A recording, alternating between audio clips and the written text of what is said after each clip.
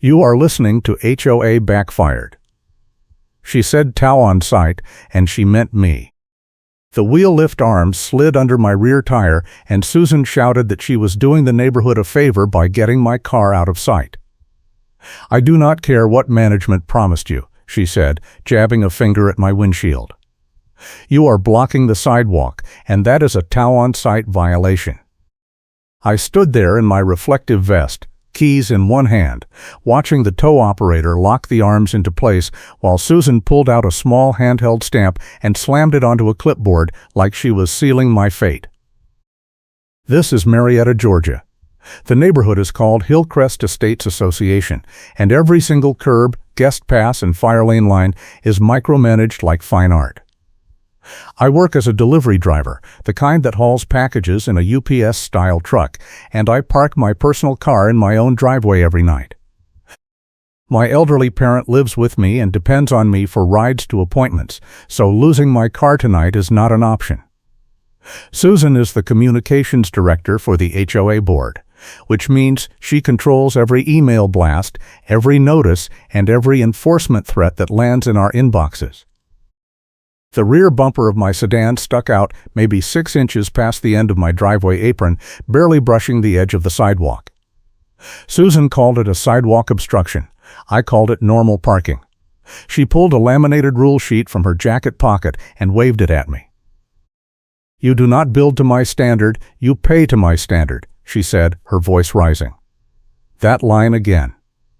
I had heard it twice before in HOA meetings when she shot down anyone who questioned her enforcement calls. The tow operator looked uncomfortable. He glanced at me, then back at Susan. "Ma'am," he said, "if the homeowner is here and the car is on private property, I usually need written authorization from management." Susan cut him off. "We can tow first and explain later. That is how enforcement works," she snapped. She tapped her handheld stamp on the clipboard again, leaving a faint ink mark on the top sheet. The operator shrugged and went back to adjusting the wheel lift tension. Susan pulled a handheld plate scanner from her other pocket and aimed it at my rear plate. The scanner beeped angrily, a sharp electronic chirp that cut through the afternoon air. She smirked and turned the screen toward me. "See, it says your guest decal expired last month. You are in violation of the parking policy and the guest vehicle restrictions." I said, "That is my car, not a guest vehicle." She said, "Then where is your resident decal?" I said, "I never got one because I registered my car with the office when I moved in 6 months ago." She said, "Proof." I swallowed my anger, because I knew the moment to use it was coming. I had the email thread in my phone, the one where the management company admitted they sent my notice to the wrong address and cited the wrong rules section. I also had a copy of the enforcement policy that showed Susan was skipping required steps on purpose. But I was not going to show my hand yet, not with the tow truck still hooked to my car and Susan holding all the perceived power. A neighbor across the street was watering the lawn, and he paused mid-spray to stare at the scene. The hose drooped in his hand, water pooling on the grass. Susan noticed him watching and turned her back to block his view of the clipboard. The tow operator climbed into the cab and started the engine. The hydraulic whine filled the air as the lift began to raise my rear tires off the pavement. I said, "Stop." The operator cut the engine. I said, "I am calling the management company right now, and if they do not authorize this, you are towing my car illegally." Susan laughed. She said, "Go ahead. They work for us, not you." I pulled out my phone and dialed the emergency line. The automated voice told me the office was closed until Monday. It was Friday afternoon. I said, "You planned this." She said, "I planned enforcement." I looked at the neighbor still holding the hose. I raised my voice so he could hear. I said, "Susan is towing my car from my own driveway without written authorization and without following the enforcement policy that requires a hearing first." The neighbor turned off the hose and walked closer. Susan spun around and told him to mind his own business. He said, "I am on the board and I want to know what policy you are citing." Susan froze for half a second, then recovered. She said, "Parking enforcement is under my discretion as communications director." The board member, a guy named Tim, crossed his arms. He said, "Show me the authorization." Susan rifled through her clipboard and pulled out a blank tow authorization form, the kind with no signatures. She waved it at him. Tim said, "That is not filled out." She said, "I am filling it out right now." He said, "That is not how this works." The tow operator climbed out of the cab again and said, "I need a signed authorization before I move this vehicle or my company is liable." Susan turned red. She pointed at me and said, "He is in violation, and I have the authority to enforce." Tim said, "Not without board approval for a tow, you do not. Check the enforcement policy." Susan said, "We amended that last year." Tim said, "No, we did not." I was at that meeting. Susan glared at him, then at me, then back at the tow operator. She said, "Fine. Lower it. But this is not over." The operator lowered my car back onto the driveway. The tow hook chain rattled as it came loose, the sound sharp and metallic in the quiet street. Susan slammed her stamp onto the clipboard one more time, then turned and walked toward her car. She yelled over her shoulder, "You are getting a formal notice by Monday, and it will include every fee I can find." Tim walked over and said, "Ignore her. She does this to everyone." I said, "I have proof she is skipping the required steps." He said, "Bring it to the next board meeting." I said, "When is it?" He said, "Tuesday night." I spent the weekend pulling together every email, every notice, every rule citation Susan had sent me over the past 6 months. The first violation was for a guest vehicle that stayed overnight, even though my friend had a valid guest pass displayed on the dashboard. Susan sent a fine notice anyway, demanding proof of departure within 24 hours in a format they never mentioned until that day. The second violation was for parking too close to the fire lane curb, even though my car was a full 3 feet from the painted line. The third was the bumper overhang, the one that led to the tow attempt. Every notice had a different rule section cited, and when I looked them up in the HOA rulebook, half of them did not match the violation she described. The enforcement policy, which I downloaded from the HOA portal before it mysteriously went offline, stated that any towing action required written authorization from the board president and a 48-hour notice period unless the vehicle posed an immediate safety hazard. Susan had given me no notice and no board authorization. I also found something else. The tow vendor Susan used, a company called Rapid Response Towing, had the same business address as a property management firm that Susan's husband owned. I pulled the call logs from the HOA portal archive before it went dark, and I saw that Susan had called Rapid Response 6 times in the past 2 months, always on Friday afternoons, always targeting cars belonging to homeowners who had challenged her at board meetings. Monday morning, I got the formal notice. It was taped to my front door, a bright orange sticker with bold text that I could not read, but I knew said something like final warning. I peeled it off and saw the list of violations: unauthorized guest vehicle, sidewalk obstruction, fire lane proximity, and failure to display a resident decal. The total fine was $2,000, payable within 10 days or subject to a lien on my property. At the bottom, in smaller print, it said that my case would be heard at the next board meeting unless I admitted fault and paid in full. I took a photo of the notice and emailed it to Tim. He replied within an hour. He said, "This is insane. Bring everything you have to the meeting tomorrow night." I also emailed the management company and demanded a written explanation for the wrong address and the wrong rule citations. I got an auto reply. I called and got voicemail. I left a message saying I would escalate to their regional supervisor if I did not hear back by end of business. That afternoon, I got a call from the regional supervisor, a woman named Angela. She sounded tired.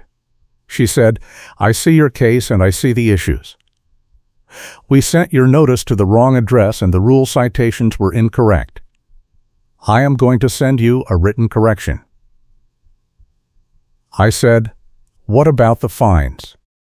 She said, "I will recommend they be withdrawn, but the board has to vote on it." I said, "What about Susan?" Angela paused. She said, "That is a board matter." I said, "She has a relationship with the tow vendor and the call logs show it."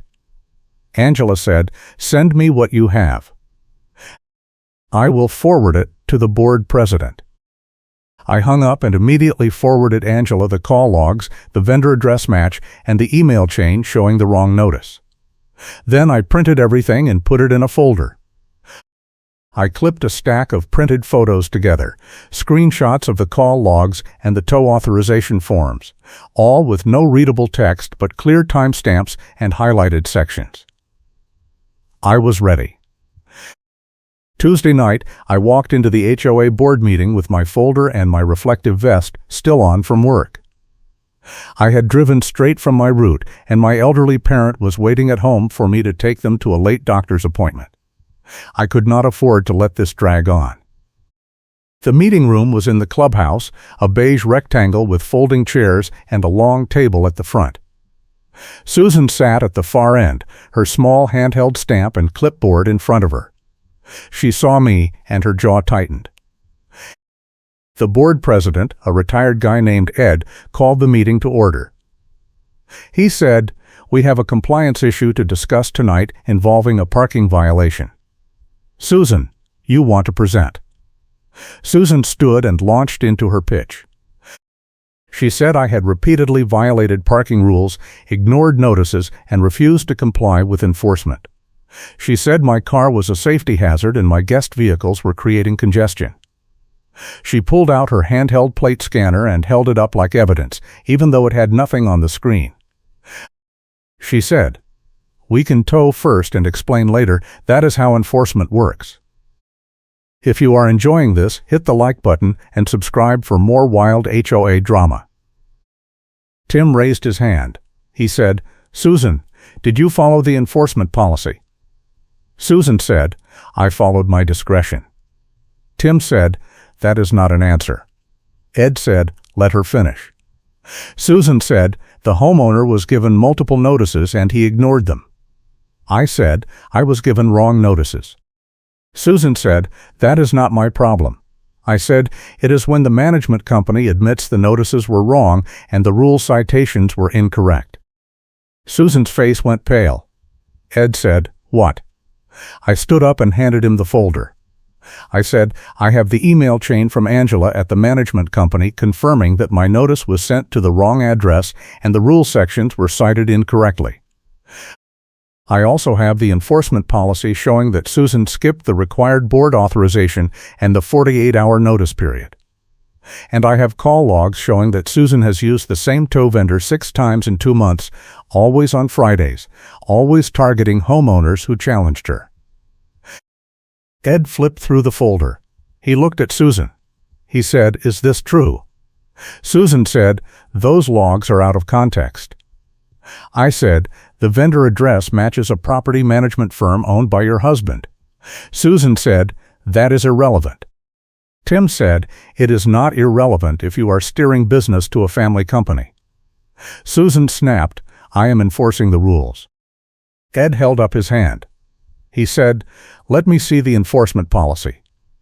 I pulled out my printed copy and handed it to him. He read it silently, then looked at Susan. He said, "This says towing requires board authorization and 48-hour notice unless there is an immediate safety hazard. Did you get board authorization?" Susan said, "I have discretion." Ed said, "That is not what this says." Susan said, "We amended it." Ed said, "I do not see any amendment on file." Tim said, "Because there is not one." Susan stood up and slammed her hand on the table. She said, "You are letting him twist this into something it is not. I am doing my job, and you are undermining me." Ed said, "Sit down." Susan did not sit down. She said, I am not going to be accused of corruption by someone who cannot even follow basic parking rules. I said, I followed every rule. You sent me the wrong rules. Then I played my trump card. I pulled out my phone and opened a voice memo. I said, I recorded the tow attempt on Friday. Let me play it for you. I pressed play and Susan's voice filled the room. We can tow first and explain later. That is how enforcement works. Then the tow operator asking for written authorization. Then Susan saying, I am filling it out right now, even though the form was blank. The room went silent. Ed looked at Susan. He said, you told the operator you would fill out the authorization on the spot. Susan said I was going to. Ed said, that is not authorization, that is fraud. Susan said, it is not fraud. Ed said, it is falsifying a board authorization and it is a violation of our contract with the tow vendor. Tim stood up. He said, I move to reverse all fines and fees against this homeowner. Another board member, a woman named Karen who was not the antagonist but just had the same first name, seconded. Ed said, all in favor. 4 hands went up. Susan did not raise her hand. Ed said, motion carries. The minutes will record the reversal and the reason. Susan grabbed her clipboard and her stamp and stormed out. She did not say a word, but everyone in the room saw it. The door slammed behind her and the whole room exhaled. Ed looked at me and said, I am sorry this happened. We are going to review all of Susan's enforcement actions and we are going to terminate the contract with rapid response towing. I said thank you. After the meeting, Tim walked me to my car. He said, you handled that perfectly. I said, I just wanted to keep my car and not lose my job. He said, Susan has been doing this for 2 years and no one had the proof to stop her. You did. He handed me a business card. He said, if you ever want to run for the board, let me know. I laughed and said, maybe next year. I drove home and took my parent to their appointment. We made it with 10 minutes to spare. On the way back, my phone buzzed. It was an email from Angela. The subject line said, Final Resolution. I opened it at a red light. She wrote that the board had voted to withdraw all fines and fees, terminate the tow vendor contract, and place Susan on probation pending a full audit of her enforcement actions. She also wrote that the HOA attorney had withdrawn from representing the association mid-crisis and put it in writing, and the board was panicking because they had to answer homeowners with no legal cover. I forwarded the email to Tim. He replied, this is exactly what needed to happen. The attorney bailed because Susan's actions exposed the board to liability. We are hiring a new management company and a new attorney, and we are rewriting the enforcement policy. I said, good. He said, Susan is out. She resigned tonight.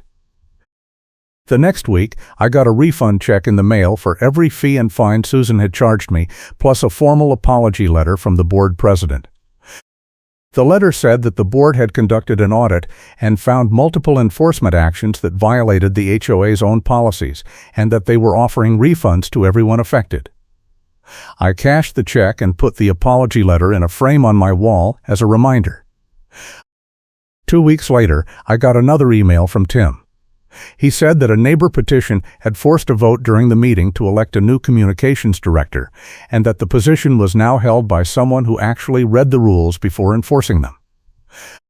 He also said that rapid response towing had been blacklisted from the neighborhood after the call logs became public, and that the vendor had filed a complaint against Susan for misrepresenting board authority. I ran into Susan one more time, at the grocery store. She was in the produce aisle, and she saw me before I saw her. She turned and walked the other way. I did not follow her. I did not need to. The HOA had already done what needed to be done, and I had kept my car, my job, and my sanity. A month later, I got a call from a local news reporter who had heard about the towing scandal. She wanted to interview me for a story about HOA overreach and predatory towing. I said yes.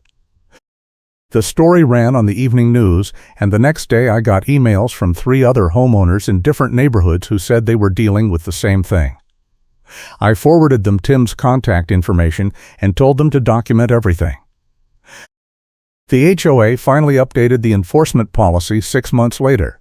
The new policy required written board authorization for any towing action, a 48-hour notice period, and a formal hearing before any lien could be filed. It also required the board to disclose any business relationships with vendors, and it created an appeals process for homeowners who felt they had been wronged. Tim sent me a copy and wrote, "This is because of you. I still live in Hillcrest Estates. I still park my car in my driveway, sometimes with the bumper sticking out a few inches. No one has said a word." Susan moved out of the neighborhood 3 months after she resigned, and I heard she took a job with a different HOA in another county. I hope they have better rules, but I doubt it. The handheld plate scanner that Susan used to wave around like a weapon ended up in a storage closet at the clubhouse. Tim showed it to me once during a board meeting and said, "We do not use these anymore. We use common sense." I said, "That is a good policy." My elderly parent is doing well. We make it to every appointment on time now, and I do not have to worry about coming home to a tow truck in my driveway. The neighbor who watered his lawn and paused to watch the whole thing still lives across the street. He waves every time he sees me, and sometimes he yells, "Still got your car?" I yell back, "Still got my car." I never ran for the board. I thought about it, but I realized I did not need to. The system worked when people like Tim were willing to stand up and ask questions, and when people like me were willing to document everything and show up when it mattered. That is all it took. That and a voice memo of Susan telling a tow operator to forge a board authorization. The funny thing is, Susan spent so much time reading and citing rules that she never actually read the enforcement policy. When she stood in front of the board and confidently quoted the wrong rule section out loud, thinking it justified her actions, Ed stopped her and said, "That section is about landscaping, not parking." The room laughed. Susan did not laugh. She tried to flip to a different page, but it was too late. Everyone had seen it. She had enforced a landscaping rule against my car. That moment, more than anything else, is what turned the board against her. Not the call logs, not the vendor relationship, not even the voice memo. It was the fact that she had been so confident, so sure of her authority, and so completely wrong. Ed said later that he had been defending Susan for months because he thought she knew what she was doing. When she read the wrong rule out loud, he realized she had been winging it the entire time. The board minutes from that meeting are public record now, and they include the full transcript of Susan reading the wrong rule section. Tim printed it out and gave me a copy. It is in the same frame as the apology letter. When people visit my house and ask about it, I tell them the story. Most of them do not believe it until I show them the refund check and the voice memo. Then, they believe it. I still work as a delivery driver. I still haul packages in a UPS-style truck, and I still park my car in my driveway every night. The neighborhood is quieter now. The enforcement emails stopped. The orange stickers stopped. The handheld scanners and the tow trucks and the threats all stopped. It turns out that when you remove one person who treats enforcement like a personal vendetta, the whole system calms down. Susan's replacement, a guy named Brian, sent out a welcome email when he took over. He said his goal was to enforce rules fairly and transparently, and that he would always follow the policy before taking any action. He also said that homeowners could contact him directly with questions, and that he would respond within 24 hours. So far, he has kept his word. I never got an apology from Susan. I did not expect one. But I did get an apology from the board, from the management company, and from the tow operator who hooked my car that Friday afternoon. He called me a week after the meeting and said he felt terrible about the whole thing. He said Susan had lied to him and told him the board had authorized the tow. He said he should have asked for written proof, and he was sorry. I told him it was not his fault. He said, "It kind of was." I said, "We are good." He said, "Thanks." The tow truck is gone now. The wheel lift arms, the tow hook chain, the angry beeping scanner, the clipboard, the stamp, all of it is gone. What is left is a neighborhood that functions the way it is supposed to, with rules that make sense and enforcement that follows the policy. It is not perfect, but it is better. I think about that Friday afternoon sometimes. I think about Susan standing in my driveway, so sure she had the power, so confident that no one would challenge her. I think about the tow operator lowering my car back onto the pavement and the look on Susan's face when Tim asked to see the authorization. I think about the voice memo and the way the room went silent when I played it. I think about the board vote and the minutes recording the reversal and the reason. I think about Susan storming out and everyone seeing it. And I think about the fact that I kept my car, my job, and my sanity, all because I documented everything and waited for the right moment to use it. That is the lesson. Do not fight in the driveway when they have the tow truck and the clipboard. Wait. Gather your proof. Bring it to the meeting. Let the system work.